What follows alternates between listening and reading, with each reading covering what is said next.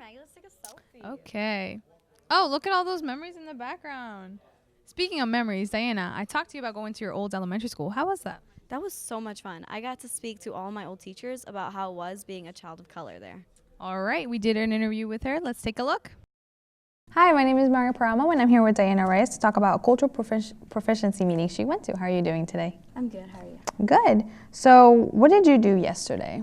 So yesterday I went to an elementary school, my old elementary school, and we got to sit down with some teachers and kind of just talk about what it was like when I went there. Okay, and what did you talk about? How was the setup? What did you talk about? So walking in, I was obviously like really nervous, but we had like round tables in the library, and there was like 6 teachers at each table, and either 2 or 1 student at the table. Okay. And they already had like questions set up, and basically one person would read the question out loud, and we would just talk about it. Okay. And it was more directed towards my experience. Okay, and what types of questions? Can you give us like an example of one? Yeah, so I believe one question was like, what's a word that you've heard that people say about you that makes you feel bad or like uncomfortable? Yeah. And my answer to that was the word poppy, and I kind of like explained how like it's seen more as a joke, but it is a very serious thing. A lot of the other questions would talk about what it was like to just be a minority. So back when I went to Paul Fly, it was a more white school, so it was primarily white, and just like my experience with that. Okay. And how did you feel talking to teachers and students about this? Yeah, so like I said, I was really nervous. Coming into it, I knew that I was going to get uncomfortable. Yeah. It's really hard to talk about things like that because it's not talked about enough, I think so. And I was just very nervous because I didn't want to offend any of the teachers. Yeah. I do think that they don't ever try to intentionally do anything that'll hurt a student's experiences. But I really wanted to get my point out there, and I did. It was very uncomfortable because I put myself in that vulnerable state where I let them know what made me feel bad. Yeah.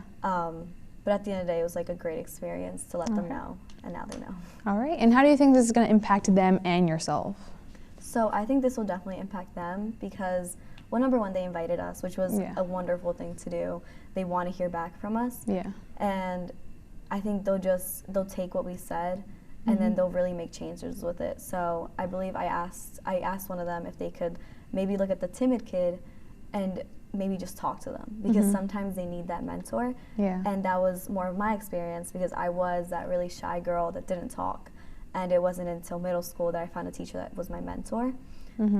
As for myself, I think this impacted me a lot.